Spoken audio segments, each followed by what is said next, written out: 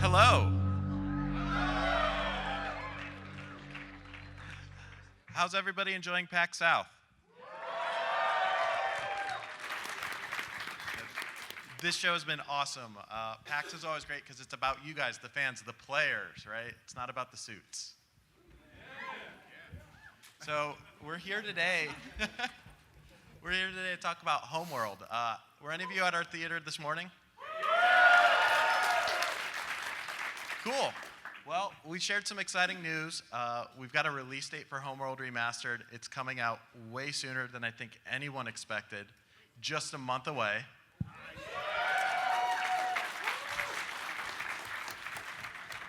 Up on stage with me, by the way, I'm Chris. I'm product manager at Gearbox Software. Up on stage, I have a wide array of talent, people that created Homeworld and co-founded Relic Entertainment back in the day. People from Gearbox who co-founded Gearbox, and the team that's been working diligently on this for the last 2 years. So before we really hop into it, I just want to show you guys this trailer we debuted this morning. Rated everyone 10 and up.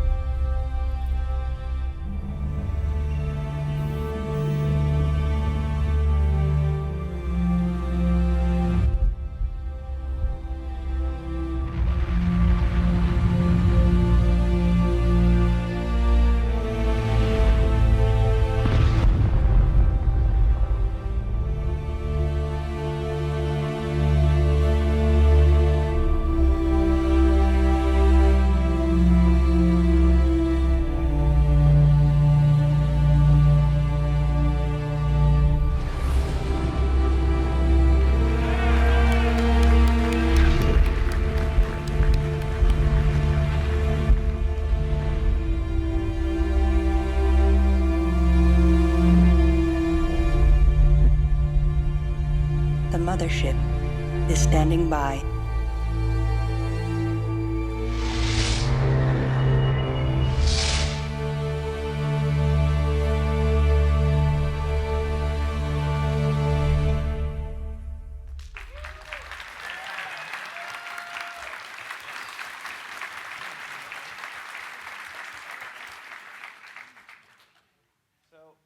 Today's panel, we're going to show you how something that looked like this now looks like this.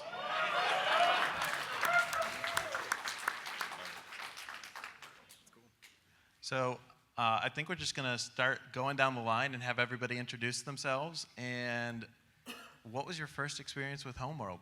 Luke, you're up first. Hi, I'm Luke Maloney. In '97, I co-founded Relic with a couple of people on the stage at the other end there. And yeah, we developed Homeworld from 1997 to 1999, and then in 2003, we launched Homeworld 2. And then in 2013, when I heard Gearbox bought it out, I said, hey guys, need any help?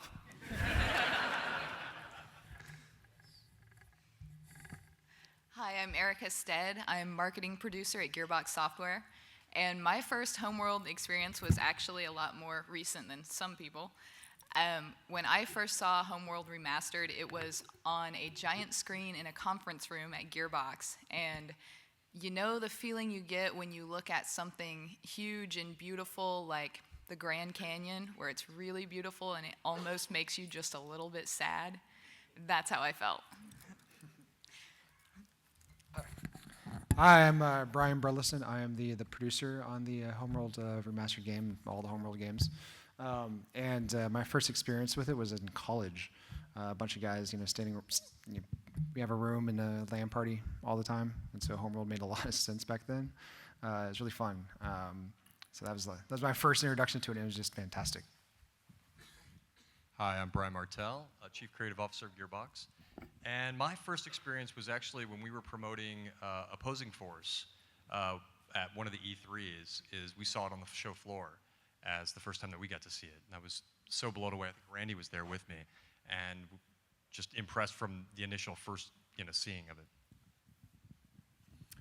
I'm Rob Cunningham, one of the co-founders of Relic, along with Luke and Aaron here.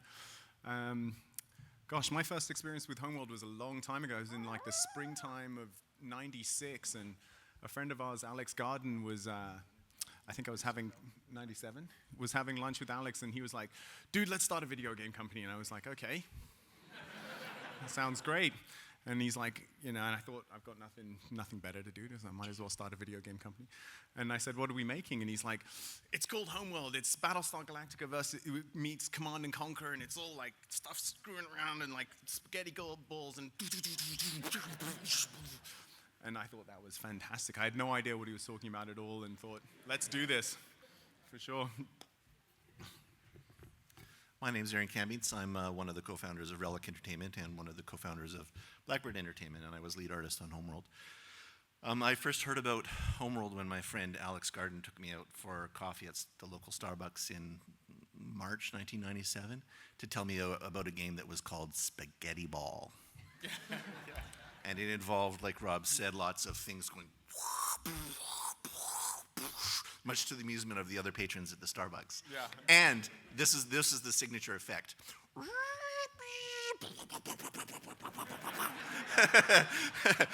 And so that's what sold us. I knew it was a winner right away.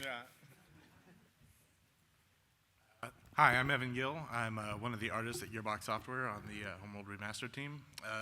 My first experience was as a customer back in the day, just blowing stuff up with my homies.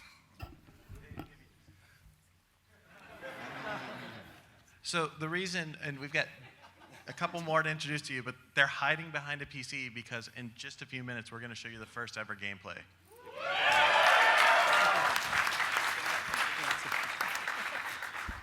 I'm Dave. I was told to say the Dave, but that's presumptuous, I think, right now. So shorthand is my first Homeworld experience was 98, 99. It came out, and everyone I knew at the time, actually some ex-Gearbox employees I used to work with, we just went bonkers for it. In terms of what I did on the game, I did graphics and code and audio and tools and stuff.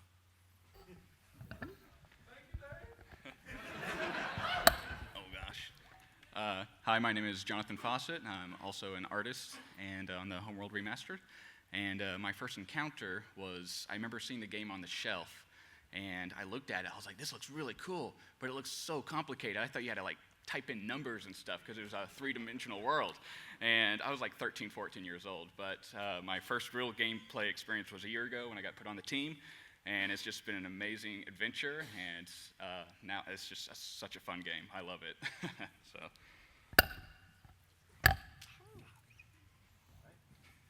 So, hey, Brian. Yes, Chris? These guys at Relic, they made this game back in 1999. How did it end up at Gearbox? Well, let's see. Rob might be able to help me a little with this, but THQ had put it up for auction, and I think you guys had actually made it capable of being by itself, right? Yeah, the plan was, we knew THQ was going out of business and having a bankruptcy auction, and we knew that the IP was bound up in their asset bundle to be sold along with a whole bunch of other assets. And we knew Relic had just sold to Sega, and we were worried that they would get Homeworld as well, but I was also worried that just any random person would get Homeworld. I think there was a Kickstarter going around for a bunch of guys who were going to buy it, and they had like 50 grand, and I thought, oh my God, we got to do something so that like we get our hands on this thing. So we had it unbundled from the asset pile because we intended to bid on it. I think our opening bid was 260,000, something like that. It didn't work. We didn't get it. Yeah, I think ours ended up starting at something like 800,000. Yeah. Which was... We were like, we're good, we're out. It was a little complicated trying to explain this to my partners to say, especially to the CFO. I get this idea. We're going to take this old game. We're going to, sell it. And it's going to be great. And we had no plan really exactly what to do with it. None. And in fact, I mean, we get little glimpses of like what maybe was involved with the code, and it was clearly a mess by the time we actually got it. But that's kind of how it started, was that way. And then we ended up getting it for I think something like, was it 1.3? 1.35. Yeah, 1.35 million. We came to work that day on the day of the auction, and we'd had some shirts made up that said "In it to win it," and so there was a certain level of commitment, I think, at that point. I mean, when you make shirts, I mean, it doesn't matter how much you spend, right? Yeah, exactly. So we won. The day they won, of course, we were all like, "Ah, damn," you know. But the very next day, they called us and like, "We got your old game. Yeah. What do you think? Can you help us?" Yeah, exactly. I'm like, "Hey, Randy, why did you guys get this thing? You don't make RTSs." And he was like, "We don't know, man. We're just fans. We just love it." And, you know, and I was like, "Oh, great. So what's the plan?" He's like, "We got no plan. We got no plan. We'll figure it out. We'll figure it out." And you guys released a really nice press release, giving us that's credit right, for yeah. buying it. Well, we were excited because it wasn't bought by a big publisher or some VC group or something. You know? I think the thing we knew for sure is that what we didn't want to do was just turn it around and just get it out there. I mean, we did want to make sure that everybody had the opportunity who had never seen it to be able to experience it, but we also knew that we kind of needed to do something else with it to really, bring it to modern audiences in a way that had never been seen before. So. Cool. Well, hey, why don't we take a look at some of that right now? Scaffold control standing by. All stations green. You're clear to approach. You got it. Bays 8, 9, and 10 sealed. Scaffold decks A, B, C secure. Decks D and E secure. Scaffold secure. All systems green. Release crew standing by. What a beautiful sight.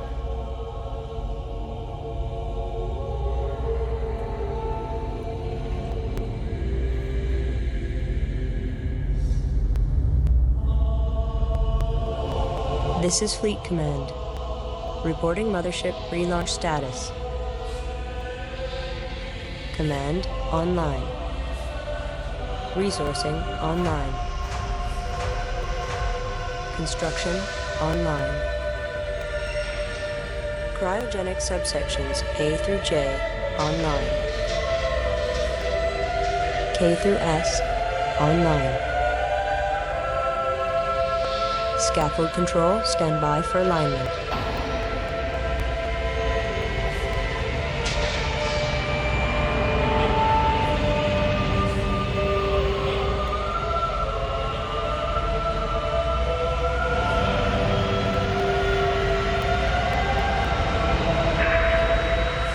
Alignment confirmed.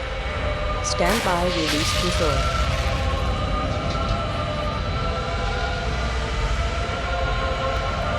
All caliper banks released.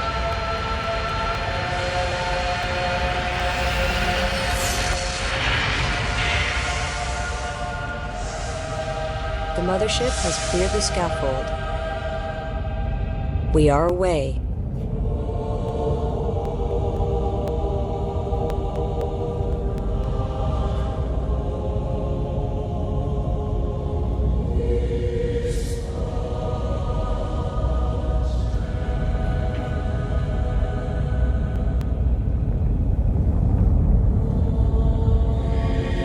Stand by for command line testing.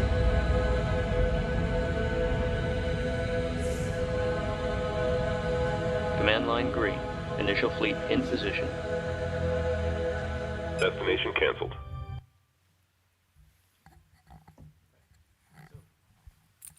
So that was the opening from Homeworld 1. And what's really cool is we captured that about 20 feet from here last night. And Sean Ahern over in the corner was the one that just cut that all together in the last 40 minutes.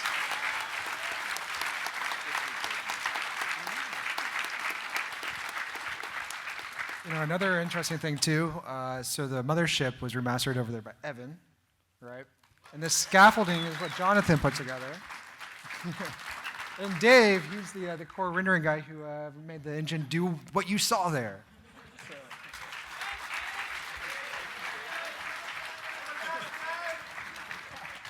So in just a second, we're going to hop into a live gameplay match a little bit further on from one of the first missions in the game. What's that, Dave? You're shaking your head and looking really sad at me right now. Mission 7, NIS? Mission 7.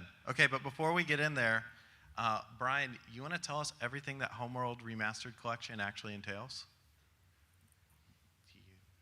You should ask that, Brian.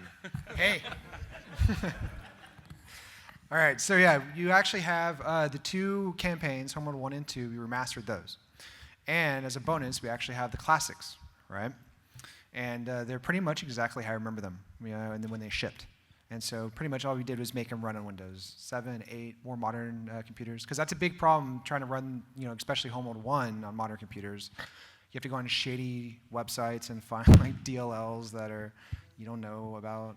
Well, and this is the first time that they've become available since their initial retail release, right? Yeah, it's it's really exciting to actually get the classics. So if you remember that, and you remember the hardcore, how hard Homeworld 1 was, you can experience that again in classic. You're welcome. But Brian, didn't Homeworld 1 and 2 both have multiplayer? They did, and they also had GameSpy. So we actually had to do a lot of re-engineering for the networking. And so that's one of the things for the multiplayer beta that we're putting on when we release, that everyone who pre-orders the game will get access to. Yep. And it does a lot more than just combine the 2 games together, the 2 races, the campaign or the multiplayer modes and maps, and a lot of other stuff that I'll get to a little later. Yep. And to be clear, so when we launch Homeworld Remastered Collection, February 25th, you're going to be able to, that day, begin playing the multiplayer beta for Homeworld. And Brian's going to tell you a lot more about it later, but it's back and better than ever. Oh, yeah. Cool. So why don't we kick it over to some gameplay and actually take a look at Mission 7? Mission 7, NIS. Okay.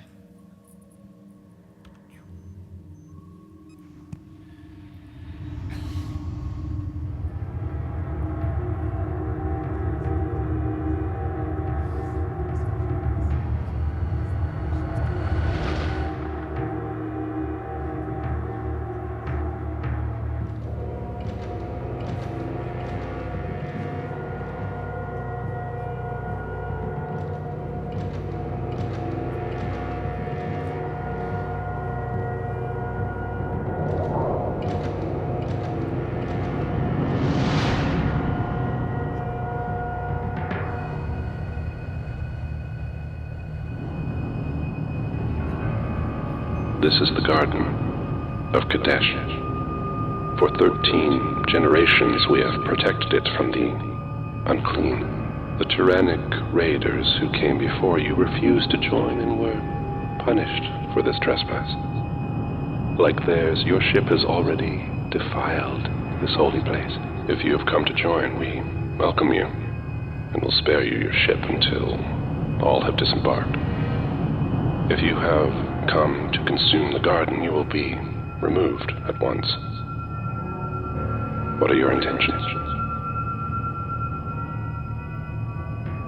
We were unaware of the significance of this location. We knew no conflict. Please allow us time to prepare our engines so that we may withdraw as requested. If you will not join, then die. There is no withdrawal from the garden.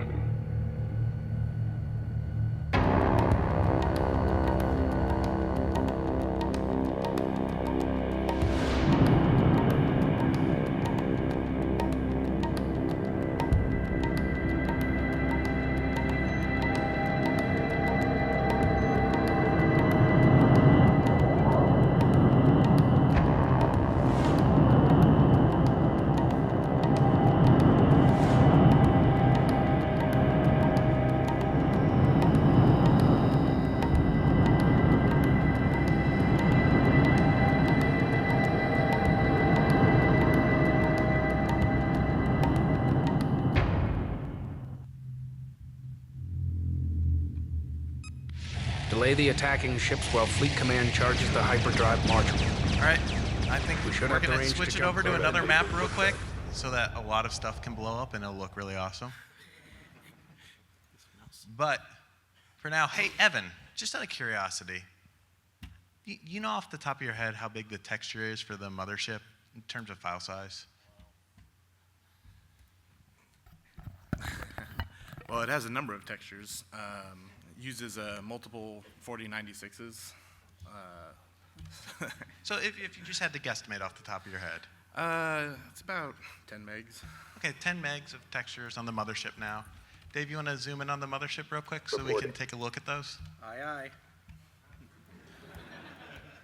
How about Hey, Rob and Aaron, the original mothership.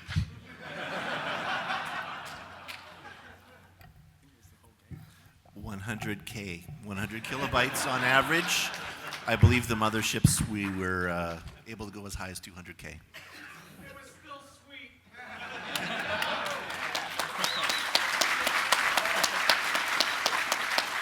Every pixel lovingly handcrafted.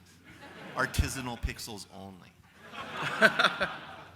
So at this point, I think Dave's gonna start queuing up some stuff to blow up. And we're just gonna hand it over to the rest of the panel if there's anything they wanna talk about in terms of tech changes that have been made or art or, Dave, if you wanna tell us that funny story about how you made lasers actually work in space. We'll get there. Destroy enemy motherships.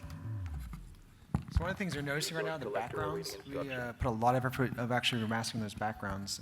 If you remember from the original Homeworld 1 and 2, they were actually just vertex colored meshes. They weren't actually textures.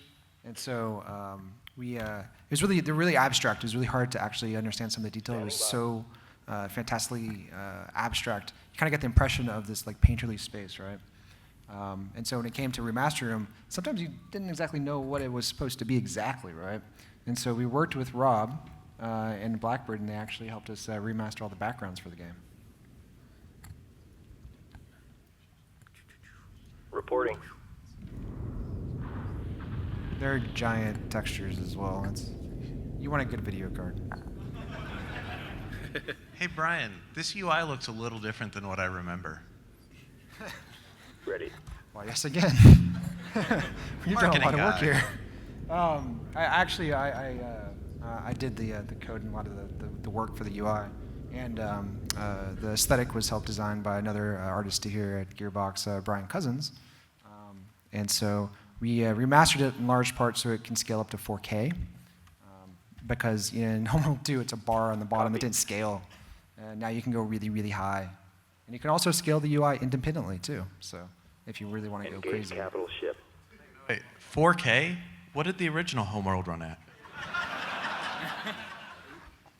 What was it, 1600 by 1200 was the high? That was the max.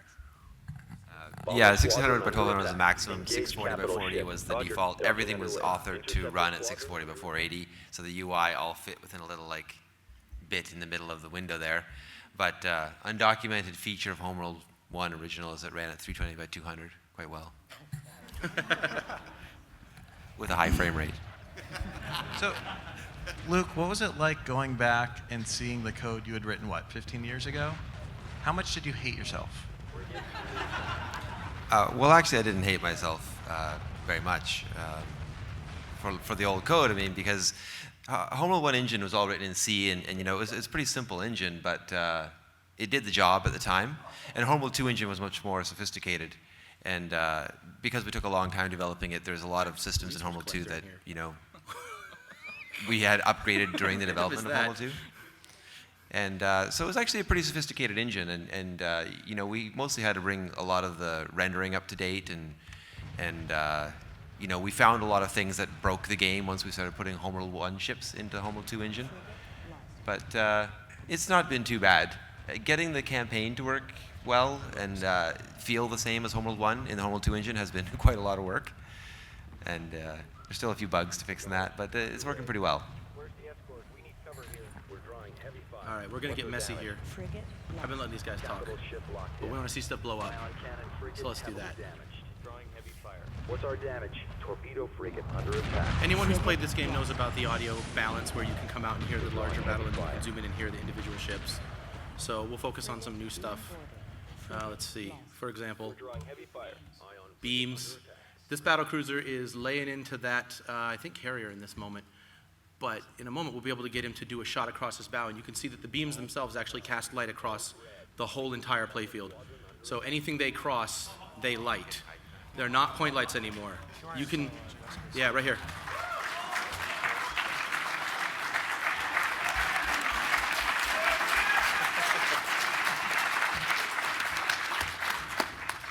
We had this weird conversation one day on a phone call, because this team is highly remote, which we really haven't talked about much, but everyone here is from a completely different geographical location. And we just thought it would be cool to see beams shoot from the ships and actually be beams, and then we did it. I did it, and other people complained about how I did it, so I did it again, and it looked better. Which describes most graphics programming. So yeah, I can't wait for people to get a hold of this and make beams come out of things that shouldn't have beams in them. But let's blow some more stuff up. Dave, you said you can't wait for people to get their hands on it and make things happen. Brian, that sounds like mod support.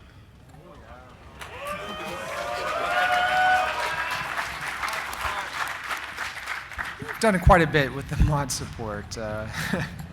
There's a lot of awesome. When we got the game, we didn't have all the tools. Not all the tools worked, and so we actually looked at the mod community to see what they had been using to actually edit the game. And so tools like CF Hot Ed was like one of the things we started to pull things apart. And then over time, we developed our own tools to actually be able to do more than what anyone in the community could ever do.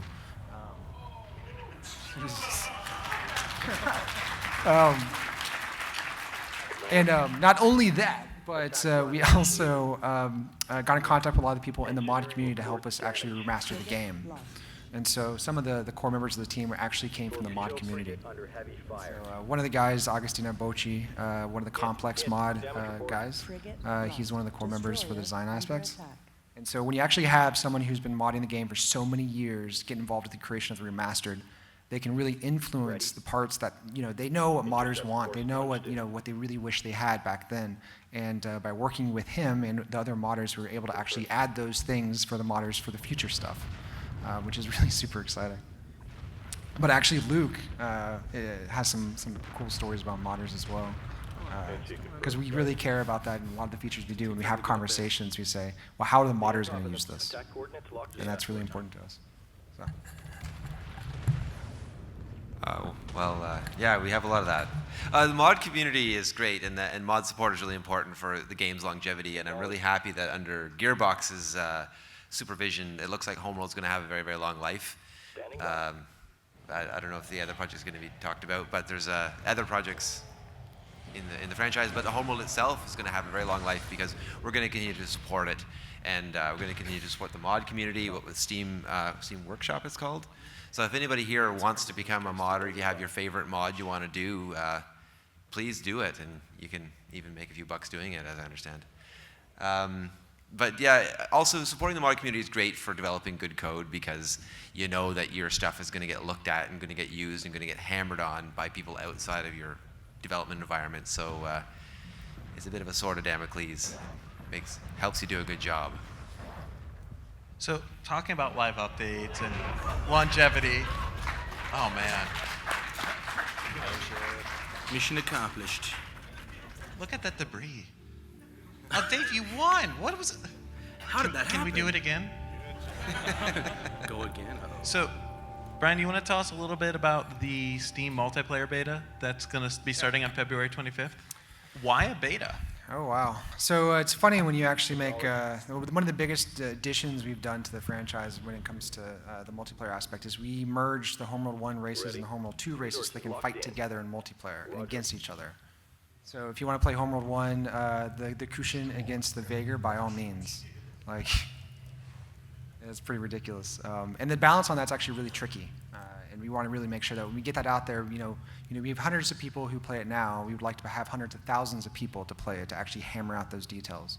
And we really want to make sure that it feels fair, and that's really important. Yeah. So what we're going to be doing is we've been play testing this as much as we can inside Gearbox. Lots and lots, hundreds of matches. But for all the matches we've played, I'm going to guess within the first hour that this game's available, there'll be more multiplayer matches played than we have. Easily. Oh, wait, no, I forgot this. This is really fun. In Homeworld 2, your max number of players in multiplayer was 6. In Homeworld 1, it was 8. Well, we made it so that it's now 8 in remastered, so you can actually get giant battles like that again. We're coming home.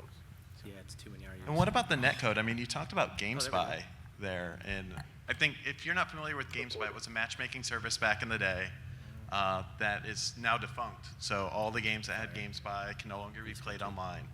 So. Yeah, that's fun when you have to rewrite the networking. So it works okay, and we want to make sure we want to really brute force get as many people to play it to find out the kinks in it. to make sure that as a competitive game, you're getting into matches and you have the opportunity to win without getting disconnected. That was one of the when we read one of the forums for Homeworld 2, and you saw some of the complaints people had. There's a really bad out of sync problem, and there's all kinds of weird voodoo ways to get around it. But we've been spending a lot of time trying to get rid of those problems, and some of those problems are just inherent to the game. We've been hammering on that for since the start of the project to try to fix these problems.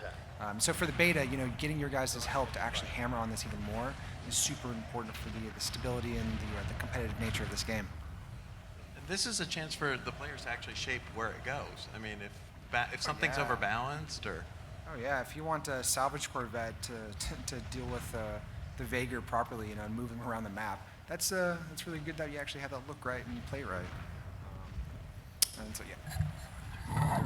Also in multiplayer, Agostino Bocchi from he's from the Homeworld 2 Complex team. He's on the project now, and he's kind of put in a number of his favorite multiplayer features into Remastered. So we've got some new multiplayer features which weren't in Homeworld 1 or Homeworld 2, and so we've balanced those as best we can. But again, we need to get a lot more people playing the multiplayer before those are perfectly balanced, to be honest. They're really wonderful. I hope you all enjoy relics that we put in the game. So what you just saw there, Dave fast-forwarded time a little bit to make stuff blow up faster. Keeping it interesting. Hey, Rob. Hey, Aaron. Yes. Just out of curiosity, what's it like seeing this? Well, to be honest, I mean, what's up on the screen is well above and beyond what we ever expected anyone would do with a re-release. But I think really, for me, the action's in front of the screen. I can't believe that after all these years, there's still a community of people who are excited and interested in this game. And I see in the front row and here on stage, I can't believe that there's a community of people who are interested in carrying the game forward in time. I mean, it's been a long road for me. I mean, I've been on and off the game for 17 years now. And if you'd asked me 17 years ago if I felt that I'd be looking at a room, 15 years later, at a room full of faces of people eagerly awaiting the re-release of this game, I never would have believed it. So I'm frankly really humbled by that, and I want to thank you all here, and I want to thank Gearbox for being such great stewards of the project as well. So thanks, everybody.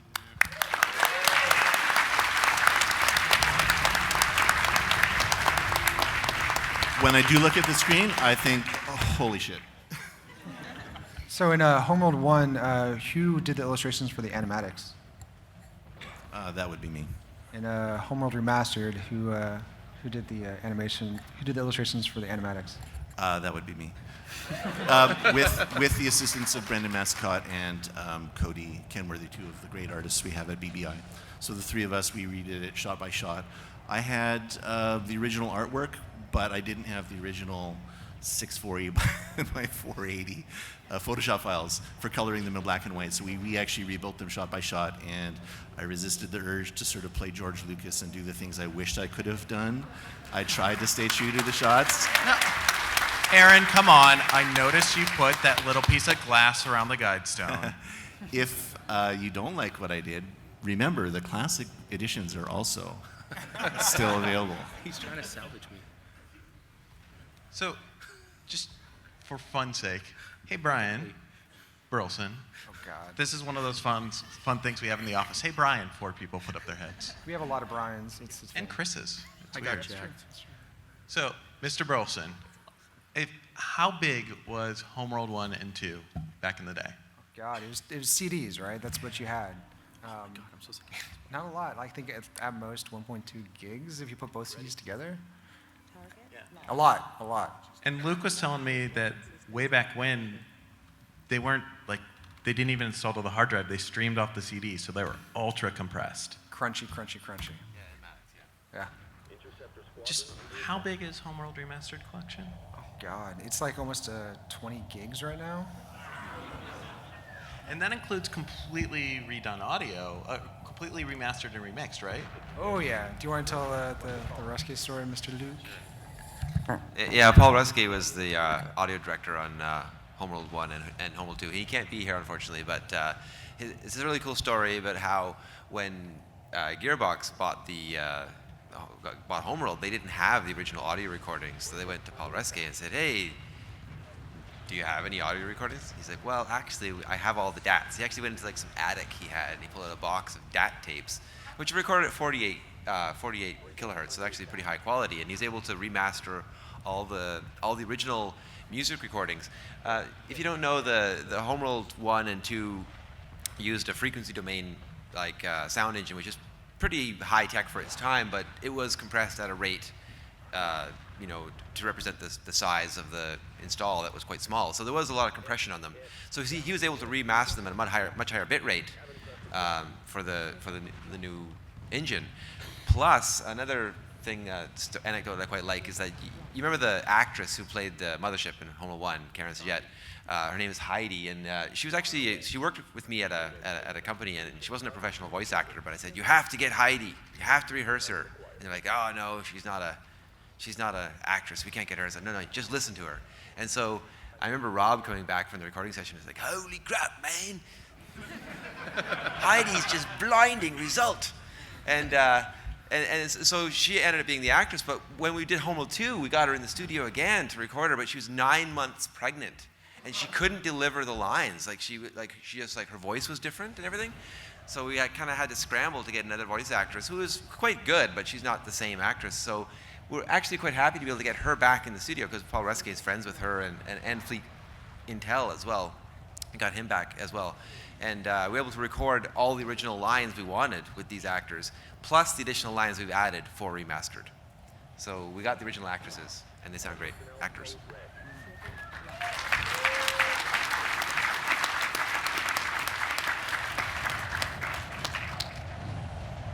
Dave, Jonathan, you guys want to tell us something about what we're seeing here as we watch stuff blow up and it's awesome? Me repeatedly blow the same stuff up, and then some guy jacked my battlecruiser. Maybe don't let that happen. I was just listening to these amazing anecdotes that are so interesting. So, Evan, tell me a little bit about what you've been doing and your favorite part about Homeworld Remastered. Well, yeah, Dave, if you want to maybe give this a pause and just kind of look at some of the ships a little bit. You tell me, sir. Yeah, I mean, just hop on the carrier or whatever. So, one of our,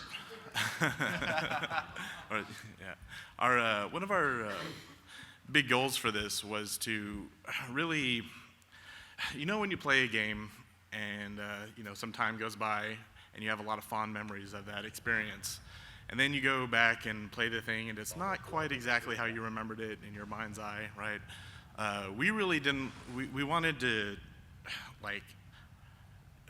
go for what your mind's eye, what you imagined a Homeworld would be, back in the day when you first experienced it.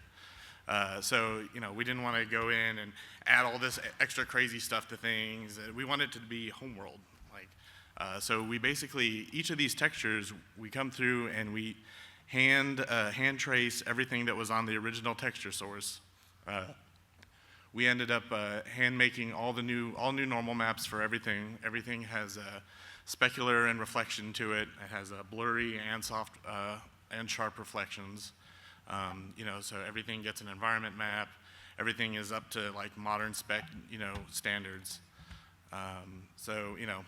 It's our job in a lot of ways was pretty easy because we had such great source material to work with.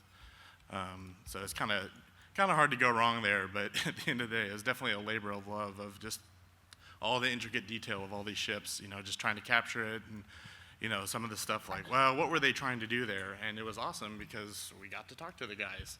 It's like, hey, what did you have in mind for this part that maybe was a little fuzzier than, it's kind of hard to tell what you're going for here. And then, they could tell us and we're like, oh, sweet. Yeah. By the way, carry on. I think Rob's doing that right now to Brian. I saw him whispering in his ear. Jonathan, what about you, man?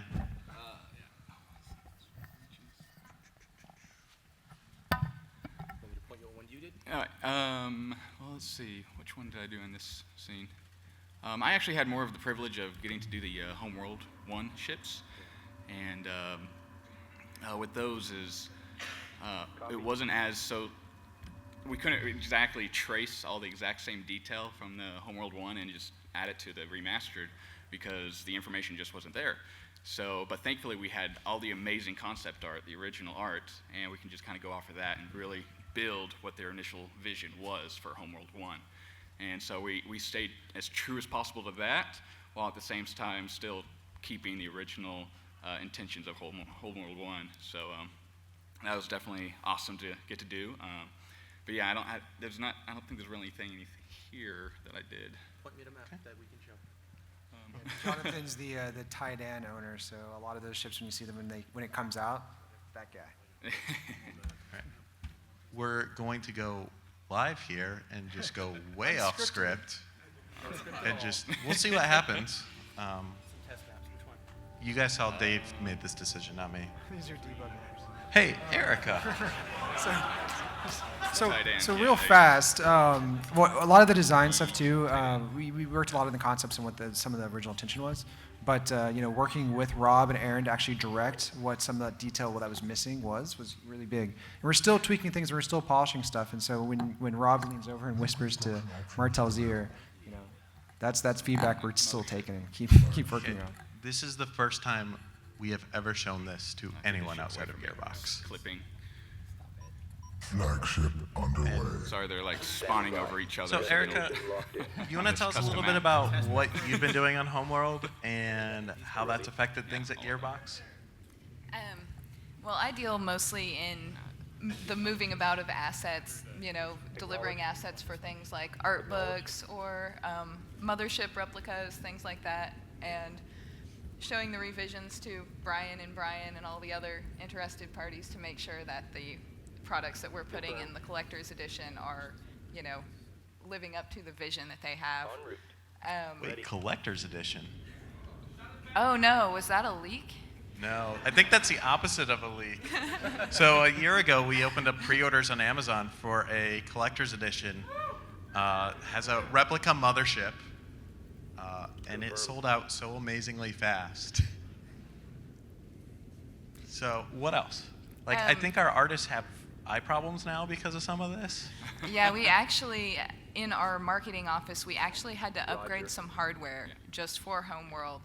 Some of our marketing artists now have 4K monitors so that we can capture in 4K. They have no complaints about that. Some of our artists also haven't figured out how to turn text size up from Windows default. Yes. And I feel like since I work mostly with helping you guys experience the game and not directly on the game, I feel like I can really fangirl for a minute here. I feel like that's okay.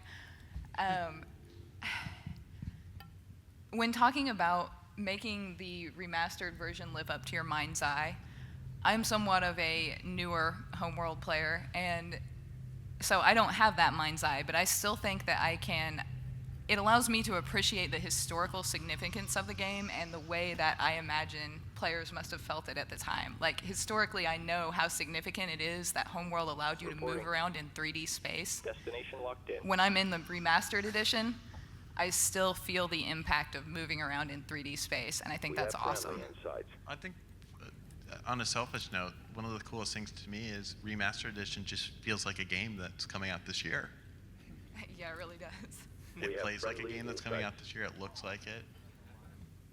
So one thing you mentioned, though, Erica, and Brian, I think you can really speak to this. She mentioned an art book. Oh, yeah. I don't think we've actually talked about that. Oh, yeah. We've so in the collector's edition, there's a little art book, but we also made a really big art book. And so a company, Blue Canvas and Section Studios, actually helped put that together for us. And so it is amazingly sexy because we got the original illustrations from Aaron and Rob, and we scanned them in at like 600 DPI. Yeah. And that's part of that art book. Yeah, we were chasing them for months, being like, hey, can you find these original illustrations? And Rob's telling us, I'll go check in my garage. We're just like, what? And we get this thing, and you expect it to be this giant, like, boxes of boxes, and you see this stack of paper, and you realize that's where it all came from. And the art book itself, it'll be up for pre-order soon on Amazon, but it's huge, and it's hardcover, all that stuff. It's pretty sexy. It's ridiculous.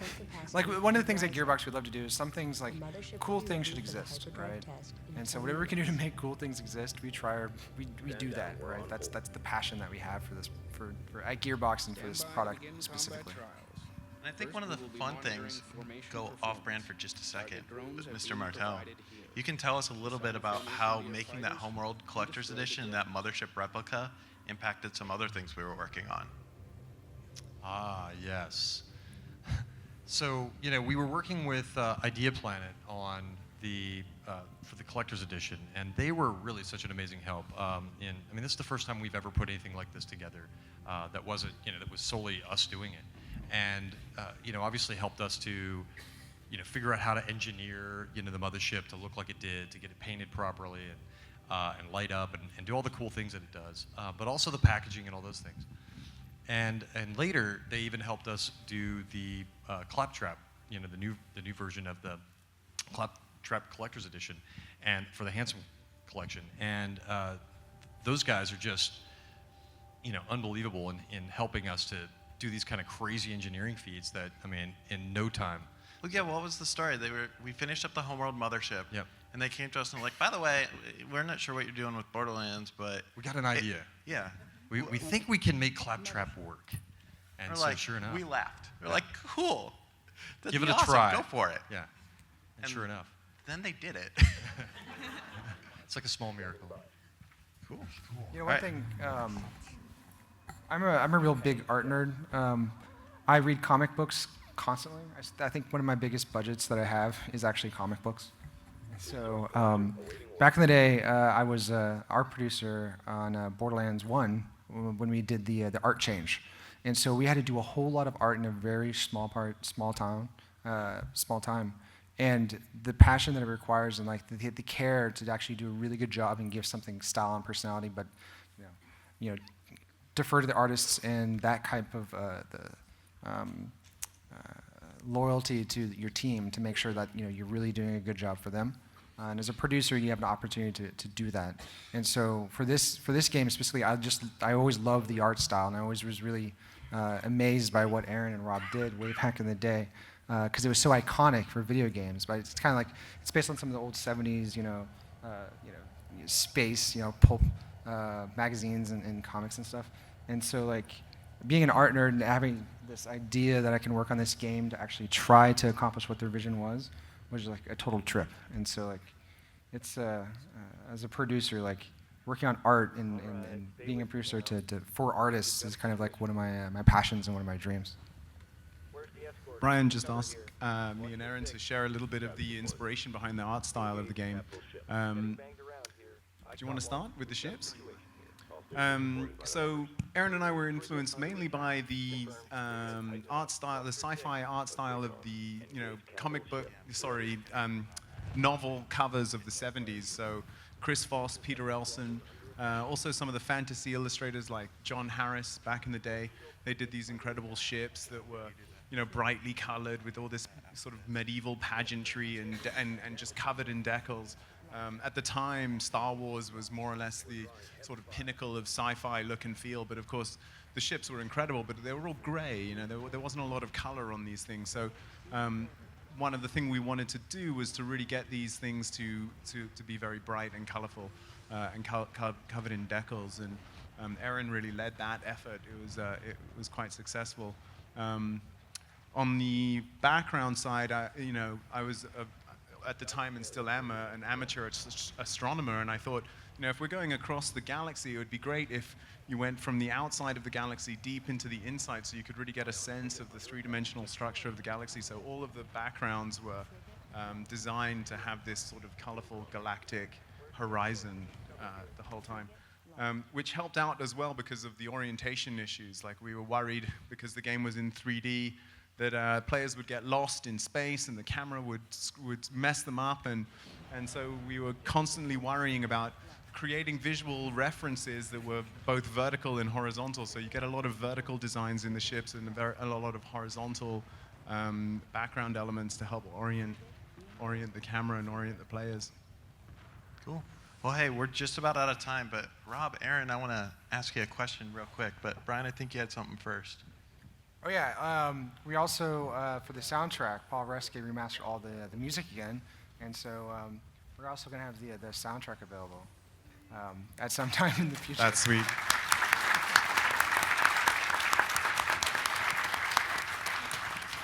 So Homeworld Remastered Collection comes out February 25th, but Rob, Aaron, even before Gearbox got the Homeworld IP, you guys were working on something that looked awfully similar to Homeworld. That's right. Yeah, so after leaving Relic, Aaron and I formed Blackbird Interactive and started building a game on the ground on a desert planet with, it was a science fiction game with huge vehicles that, you know, met shipwrecks and wrecks and did resourcing in a giant desert. And you know, we wanted to make this game. We wanted to make this vast desert, and we loved the style of Homeworld, and so we wanted to kind of pursue that a bit more. And so, you know, by the time the Homeworld IP went to Gearbox, this thing we had been building called Hardware was already kind of like half built, and you know, looked a great deal like Homeworld. Yeah, I mean, in fact, it looked so much like Homeworld that we were a little bit worried that whoever got the Homeworld IP would immediately sue us for copyright. I think even the logo yeah, the title was the same font, same, and that wasn't a big decision. I mean, at the time we just thought, it's just placeholder. We'll just change it later. We'll just stick it in the Homeworld font and it'll be fine. No one will see it. And then of course it was like, oh. When I wrote early versions of the storyline for Shipbreakers, unbeknownst to Rob, I was actually trying to keep it in line with the Homeworld canon. I thought, wouldn't it be great if, you know, when THQ finally goes belly up, we could buy the IP and make our game a prequel. And so when these guys called and said, hey, what do you think about Shipbreakers being like a prequel? I was like, ooh, that's convenient. Nobody knew that I had done this, so they were like, "Oh, that could be hard. We'll take a couple of weeks to see if we can get that to work, and we'll get back to you." And then they came to me and said, "What do you think?" And I'm like, "The notes are here." It took like 5 minutes. Like done. I know, but we still booked a whole weekend at Rob's cabin to work on it. Yeah, yeah, that was a good weekend. Yeah, that was a lot of fun.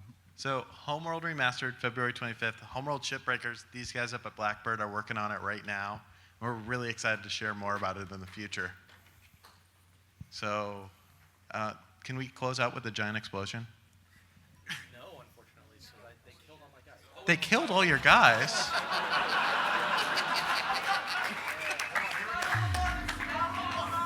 Mothership.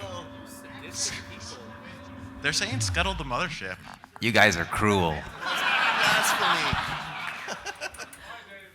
All right. Well, let's give it up for Dave.